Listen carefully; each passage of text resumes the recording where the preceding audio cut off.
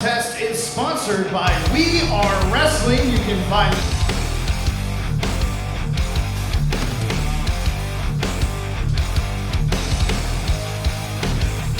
Make sure to subscribe, baby. And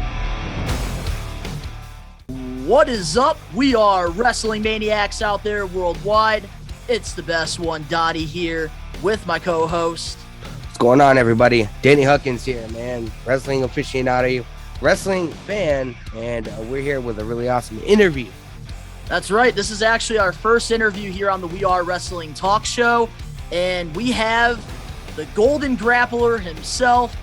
We see him over at our favorite place, Blitzkrieg Pro, Mr. Travis Huckabee. Say what's up to the We Are Wrestling Maniacs. How's it going, you guys? Thanks so much for having me. Yeah, absolutely. And the cool thing about this is that this is our first time actually interviewing a professional wrestler, so I feel like this is going to be really cool because, get to actually learn some things, and what better way than a Blitzkrieg original? Alrighty, so the first thing I definitely want to ask you, Travis, is what got you into professional wrestling? I feel like a lot of kids have the same sort of thing. I remember there was one day I went into my brother's room and he had it on, and I remember looking over at the TV. And I specifically remember seeing Rey Mysterio, and I see him do like a 619, and my mind is blown. I don't know how old I was at the time, but it was one of those things that drew me in. And then I think I realized after a while, after a few minutes, like I'm still watching. Yeah, that's the thing. Like with professional wrestling, it's like interesting because a lot of us, we find out like about it from like somebody we know, like somebody that like watches it or is into it. Yeah. Was Rey Mysterio in WCW at the time when you saw this, or WWE? So it was WWE. It's not my earliest memory of wrestling. My earliest memory of wrestling, I used to share a room with some of my older siblings, and I remember they had it on, and I remember like Crow Sting was the coolest thing in the world to me. I remember a handful of things, NWO, but it was Rey Mysterio in, I want to say, early 2000s that I think drew me in. So you're looking like post Attitude Era. This is like Ruthless Aggression. Yeah, I think like, Ray debuted in 2002, and he had that feud with Eddie Guerrero to where they had that ladder match for the feud for Dominic, and yeah. It was that sort of time frame, like early John Cena. I remember. Yeah. Well, like what really like drew you in, like the wrestling style, or like like the matches, the storytelling? What really like caught you to like make you want to become a professional wrestler? So I think I caught most of the question there. So I remember watching it. I remember the characters drew me in, but it wasn't until I started going to independent shows. Like I remember I was a massive Chikara fan. I came in like right at the first King of Trios, was watching that stuff with my older brother, going to shows. This is right around end of high school for me.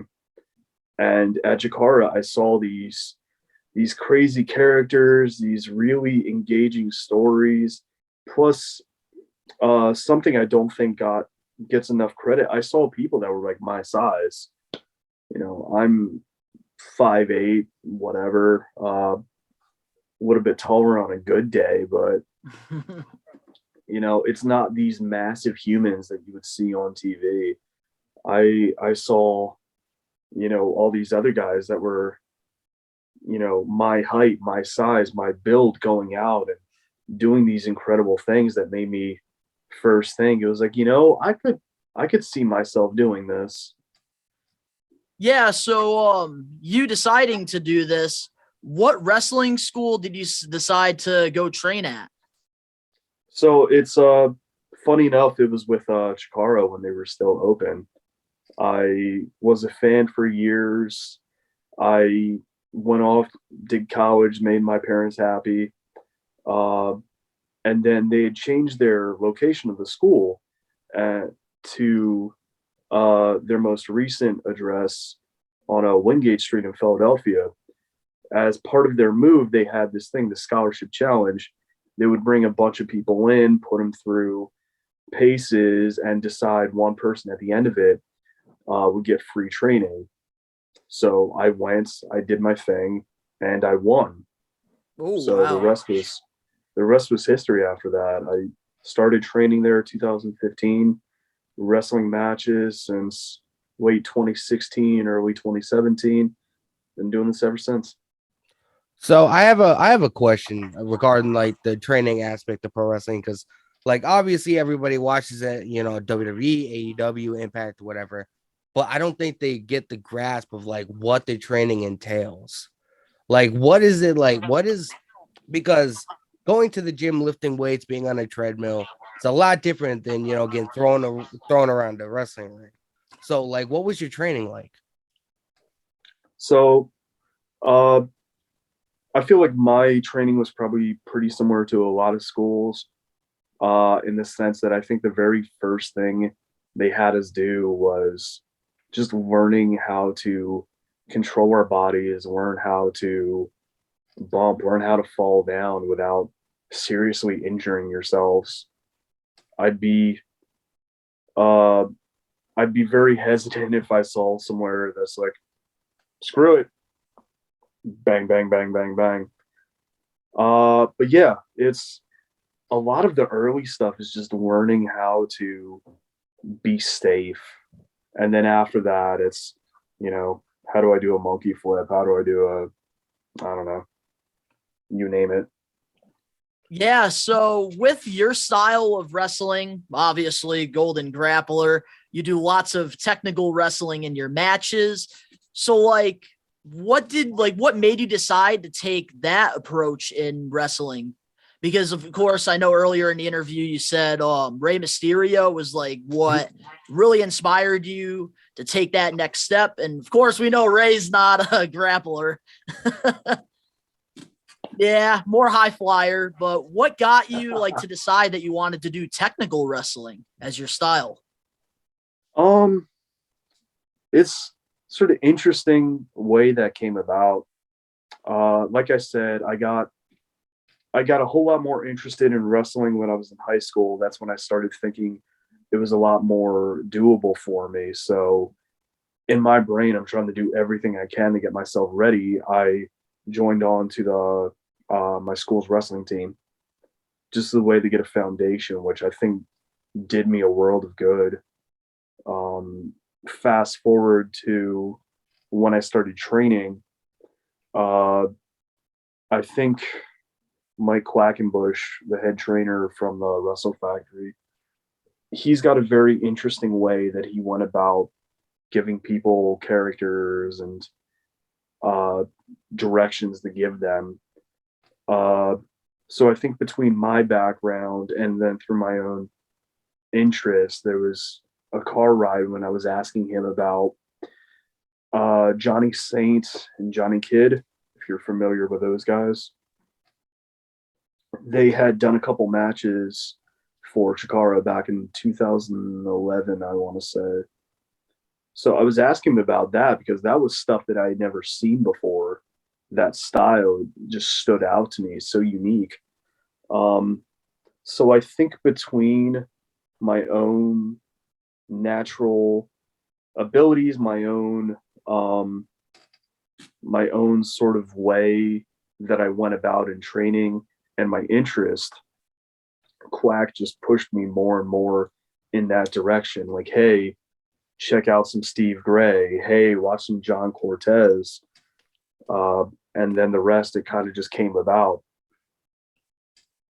Yeah, that's awesome. So now, like when it comes to some dream opponents that you have, because every wrestler definitely has those dream matches that they want. Who would be some of your dream opponents that like you would like to wrestle in your career? Are we talking about realistic ones or? Hey, you can give us some fantasy ones and then give us some realistic. We love to do some fantasy booking here, man. Fantasy booking. Oh my God, talking fantasy booking, like give me William Regal any day. Not any day, but give me like heyday, like William Regal, like. I was about to say he's in AEW now, man. The Forbidden Door.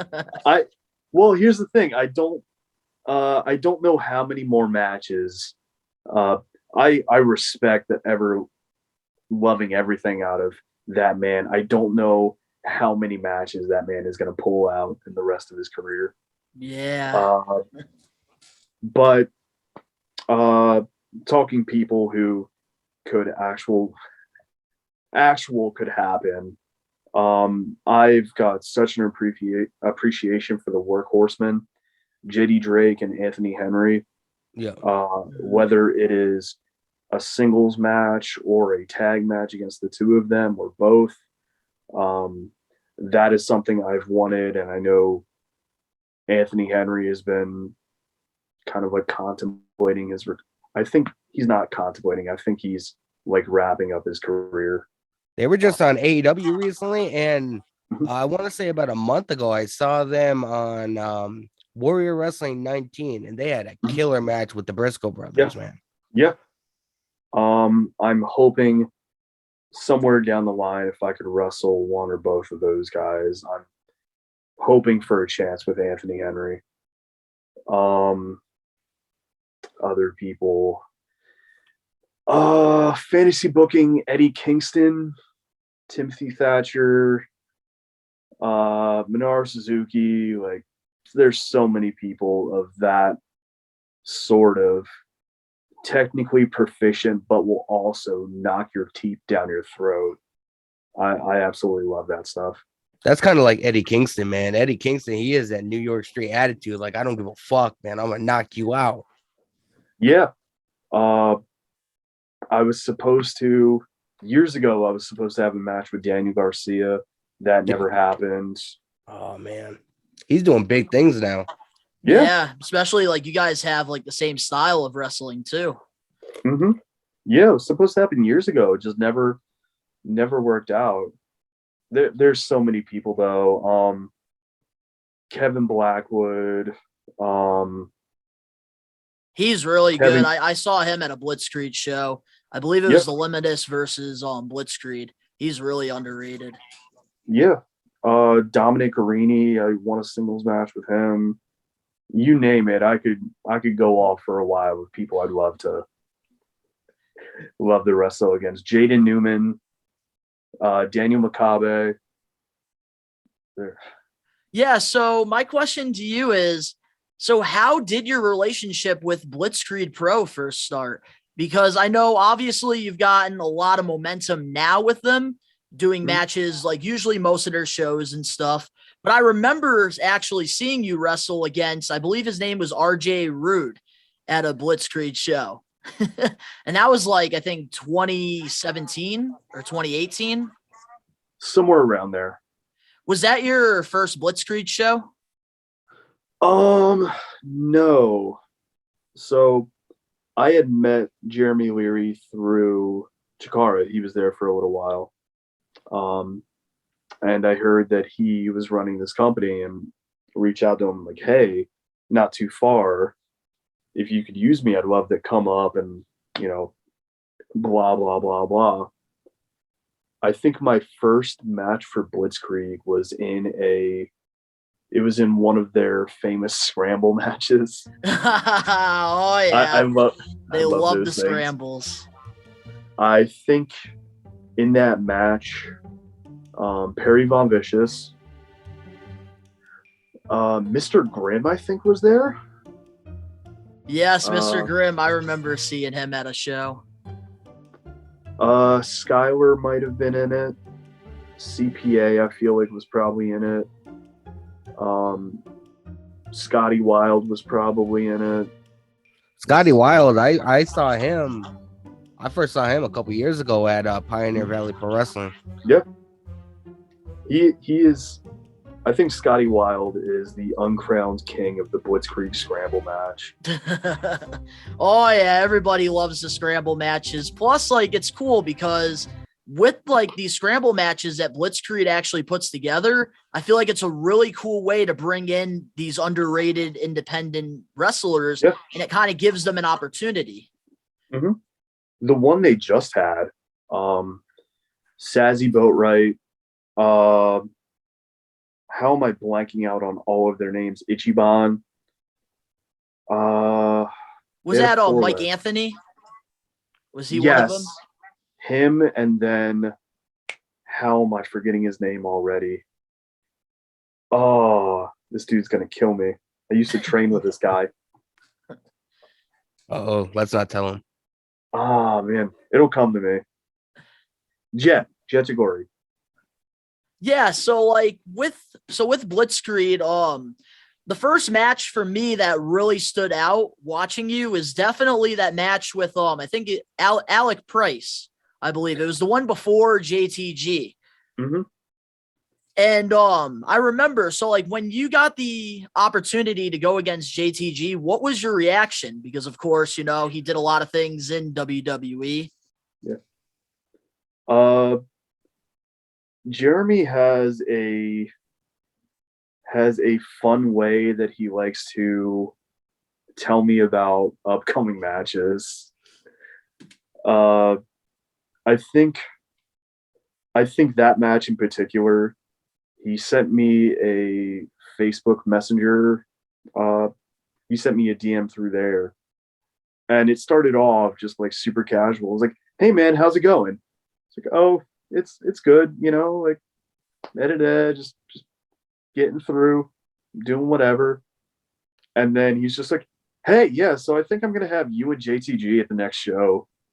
And my reaction is, "What?"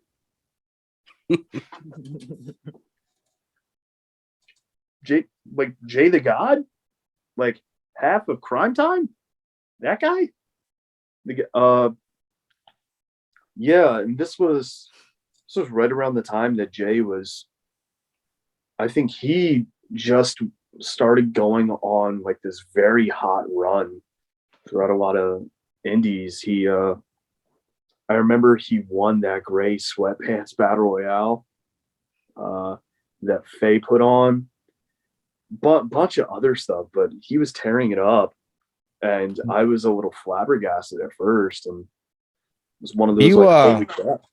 Were you nervous before that match? Because I could imagine, like, you know, this guy was on WWE TV. He obviously probably has a lot of connections within the business, so you know you want to make sure that you're to your best when you're in the ring. What was your mindset like going into that match? I was definitely nervous going into it. I was lucky in the fact that I had a lot of people come up to me and just like, "You got this. There's a reason they put you in this match." Former trainers like How Wicked had my back like crazy. Jeremy Leary, his belief in me did so much. Everyone, just nothing but support. And then when I meet Jay and interact with him, it's one of those things where it's like, this is gonna be fun. This is gonna be a fun match. And it definitely was. I had enjoyed that so much. Yeah, that was like for me, like watching that match, I was shocked because of course I've seen JTG so much in WWE, and like I never would have thought that like JTG would be like this technical wrestler. And you guys put on such a great match during that. Like I brought all my friends with me to that show, and I remember in the beginning of the match, because my friend John, he actually was like a huge fan of JTG. And like he was just like buzzed from the corking fee over at the pierogi hall there. And yeah, he was just chanting the randomest stuff. And I remember you guys just kept looking right at him in the beginning of the match. And like the crowd was just quiet too. By the way, we were just talking about Crime Time, so I feel like we do got to mention rest in peace, Shad Gaspard. You know, it was a very tragic thing that happened. And it's too many performers pass away at an early age. Yeah, I'm not to completely derail this, but especially with the recent passing of Scott Hall, talking about Yeah.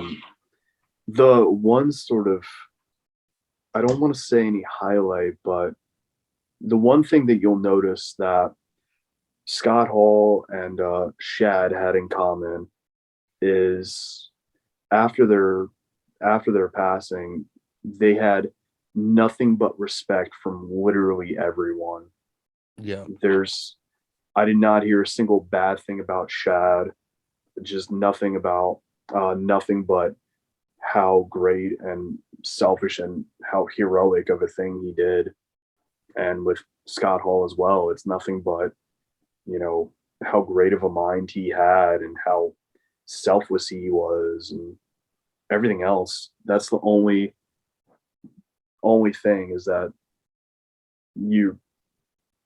it's nice to hear how much of an impact some of these men had on other people.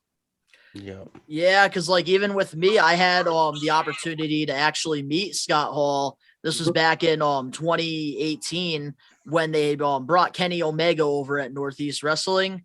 One of the nicest guys. But definitely like I know hopefully Cody Hall, continues that legacy with his dad. And I was just gonna say I was fortunate enough to meet Scott Hall. It was one of the last shows that I did before the pandemic. I was out at AIW. And again, just cool dude. Class act. Yeah, and that's like the big thing I heard like after like the passing and stuff, a lot of people would say like Scott Hall was like the coolest wrestler out there. Like there was just something about him.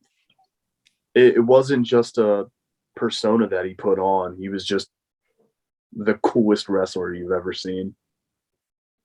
Yeah. I unfortunately never got to meet him. So it probably it affected me. But Donnie, we made an entire video on Scott Hall, whatever. And I sort of explained to him, he had that one-on-one interaction with him. So, I never had the opportunity to. So I didn't know him on a personal level like that to an extent. So it didn't hit me as hard as it hit him or probably you. But man, Scott Hall, the ladder match that he had with Shawn Michaels for the IC title, hands down the greatest. That's the ladder match that the ladder matches would not be how they are today if it wasn't for that match. Oh, hands down. Yeah. So speaking of the ladder, what would be your favorite gimmick match? For me, particular to wrestle in or to watch?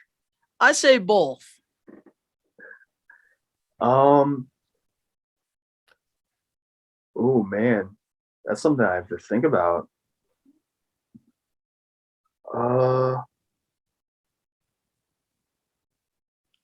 I think to watch might be any of the Royal Rumble matches. Oh yeah, definitely. I agree with you on that one. It's kind of like going to a baseball game watching those. I go see. I mean that's one of the best. That was what was that? Dudley's, Edge and Christian. The Hardys. Yeah, that's classic. That's as far as myself, I feel like I don't get put in a lot of weird gimmick matches.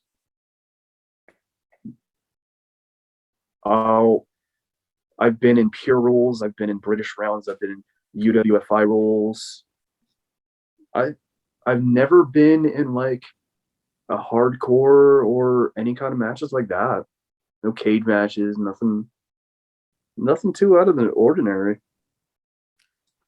Yeah, so now the next thing I want to ask as well is how do you feel going into your match tonight against Anthony Green as this comes out? I have nothing but respect for AG. He's someone who started as a wrestling fan, and he just put in so much work.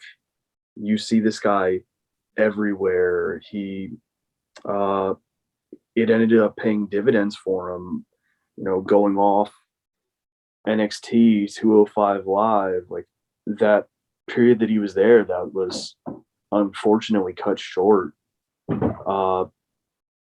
His appearing on AEW and like anywhere else that man goes, I can't help but respect and admire the work that he put in. I'm incredibly excited for this match.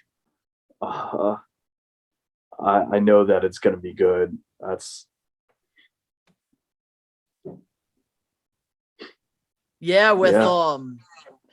with even as well, like when Jeremy, messaged me about sponsoring this match with you and Anthony Green, I was all in for it.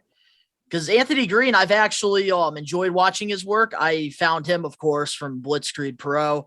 He was, I believe, all good Anthony Green. And then, of course, he reinvented himself to retrosexual and then got the opportunity in WWE. Unfortunately, it got cut short. And now I feel like he's like the best he's been in his career. Yeah, I agree. And only thing to make it better is that we get to do it at Blitzkrieg, which I've gone off before about how much that company means to me. It's legitimately another home of mine. So I get to go out there and continue having these matches for Blitzkrieg and kind of showing them that the faith that they put in me is warranted. Get to go do it in Enfield. I love that venue so much. I love the crowd there so much, against an opponent who I've respected since the day I met him. It's so many fantastic things, and I think we're going to tear it up.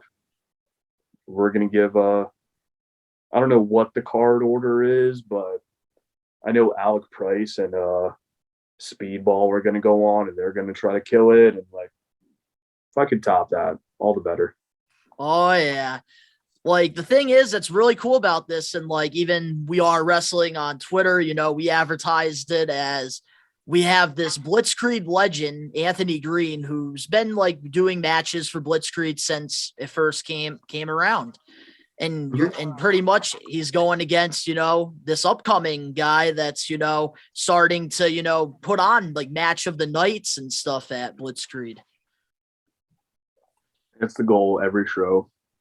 Yeah. So, speaking of Blitzkrieg Pro, so like, what do you love about it? Because of course you just said that Blitzkrieg is like a second home to you.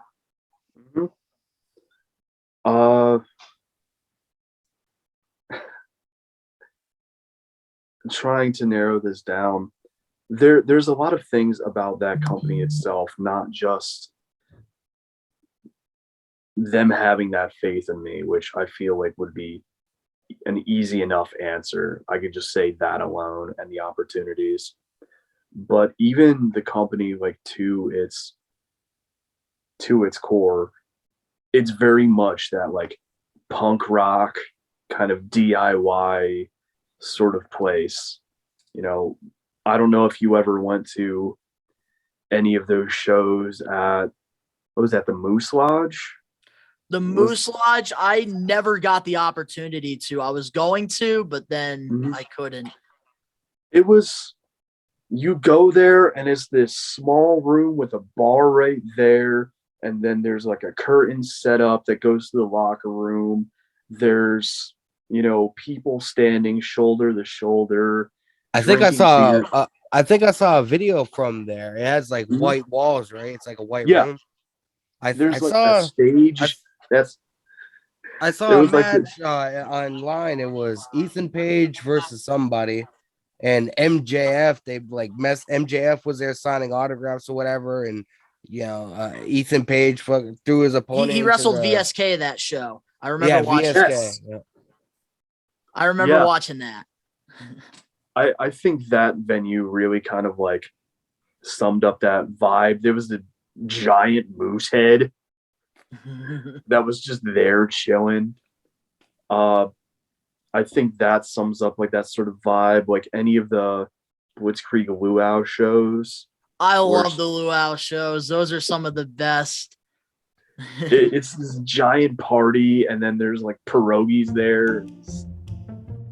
Yeah, that's the You reason why my see- girlfriend, she loves to go to the Blitzkrieg shows in Enfield for the pierogies. I think MV Young was gonna fist fight me over some of the pierogies one day. My first Blitzkrieg show, and I hate to say this, but like I said, man, I have a wife, I have kids, can't always get out when I want to. But my first Blitzkrieg show was PMA, where we saw you face VSK. Awesome show. And I believe Blitzkrieg is gonna be in Springfield again in April. And I'm Nope, more in than likely May. gonna be It's going to be in oh, May. it's gonna be in May. Well, I'm definitely probably gonna be attending that show. So I'm looking forward to it. Yeah, that's the thing. Like as you said about like the feel of Blitzkrieg Pro, I think that's the reason why like I fell in love with being a fan of Blitzkrieg is because of like it's like a family. It's like a second family, and it's like a party. Like it's just like I feel like the vibes for Blitzkrieg. It's like if you're going to a Blitzkrieg show, you're gonna have a great time. You get to see Bobby Orlando with his freaking GOAT Bobby Jr. You get to see CPA put on an instant classic. Like CPA versus King Crab. Where else are you going to see that match happen? for real. But like the thing is about Blitz, the thing I really like is the regulars that come onto Blitzkrieg because like who you're gonna get to see, and like the matches, like I feel like especially like that Christmas match that they did with CPA. I think it was kind of like the Elimination Chamber, but no chamber. It had like 4 boxes in the corners. That Jeff was Cannonball hilarious. I've still got the picture of Cannonball standing with a box over his head. Yeah, I remember I forgot about that. But like, I love the thing about Blitzkrieg that I love is like, it's just, it feels like it's really fun for you guys and like us fans as well. Yeah, it's always a blast there. It's one of my favorite places to go. Yeah. So, being a Blitzkrieg regular, how does it feel to see some of like your former wrestlers for Blitzkrieg, like MJF, Chris Statlander, Max Caster, like actually like being on AEW now? Know Max that well. Statlander, I've had a chance every once in a while to interact with her. I think the one that really kind of like shines to me as like real Blitzkrieg regular, that would be Max Caster. He's the one that I look at, and every time he comes home back to Blitzkrieg, that's one of those like, this was cool. That's another person who found something he was good at, put in a whole bunch of work, and then he goes out and just gotten to do some really cool, really fantastic things. So seeing like Max Caster like making it and stuff like that, so now like when it comes to like the wrestling business itself, like where would you like see yourself like be a part of when it comes to like like the big promotions out there? One of my big time goals is to be able to go back to Europe. I was fortunate enough a couple of years ago, I got to go to England. Being able to wrestle out there again, and with the stuff that I studied, be able to learn even more. If I ever had a chance to, stay over there for months on ends, I don't know, Progress, WXW, stuff like that, or even if Ring of Honor, I guess, coming back, or sort of, or whatever is going on there. I could definitely see you in Ring of Honor. I could see you, in AEW. Mhm. WWE is a whole nother story, and I'm not gonna get into it here, but No, I'm not gonna. If there's a place that's willing, or not willing, but if there's a place that people can go and they can live their dream and, make a living doing it, good for them. Yeah, so the last question that I have for you before we close off this interview that I'm definitely curious about, because for me, being a content creator, like I also have to work outside of doing this passion of mine. Do you have to do that as well? Yes, I do a handful of different things. Yeah. Nice. I don't know if you had any follow up on that or. Yeah, because the thing is, like, for me, especially being like a full-time content creator on top of being like a full-time like employee, like outside of YouTube, like for me, like it's crazy because I always wanted to know that about some professional wrestlers, because of course, you guys are, probably working during the weekday, putting in like a lot of hours, and then on top of that, you want to also focus on your dream of, being a professional wrestler and taking like bookings on the weekends and stuff like that. Mm-hmm. It's an interesting juggling act between making sure I get to the gym regularly, maintaining social media presence, making sure that I'm still going out and pursuing bookings, doing my homework, whether it's, watching matches, watching shows, doing anything like that on top of, merch, diet, whatever, and then having, any sort of personal life obligations, but then having a job or two on top of that. It's always a very interesting balancing act. I would like to think like most guys in the pro wrestling business that aren't like signed to a big promotion, a lot of them doesn't always work out, but a lot of them attempt to try and work for themselves. That way they have that free time, they can take time off when they need to and stuff like that. Yeah. Yeah, so anything else like you want to say to the We Are Wrestling Maniacs, like your social medias and stuff like that, for people that haven't got to really see you, that maybe they can? All right. So you can find my Twitter, Instagram at Travis_Huckabee. You'll see me advertising any sort of upcoming matches I have on there. You guys had already mentioned Blitzkrieg will be going on in a couple hours, I guess, after this interview gets released. I believe that is getting streamed.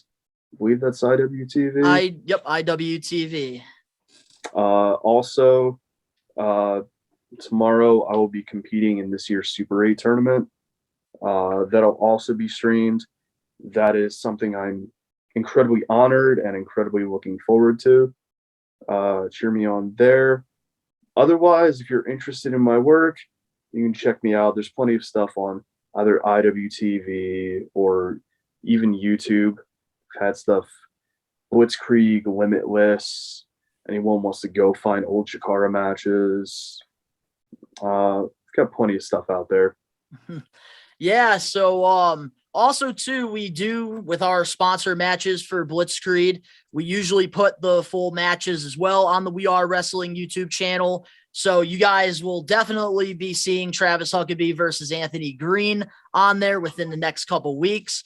But thank you for coming on the talk show, Travis. It was an honor talking to you and, getting to learn some more things about the business and like having you as our first guest here. I'm incredibly honored, and thank you guys so much for sponsoring these matches. It's a huge thing for me and the other guys that I work with. Absolutely. So guys, if you enjoyed this interview with the Golden Grappler himself, Travis Huckabee, make sure to smash that like button now.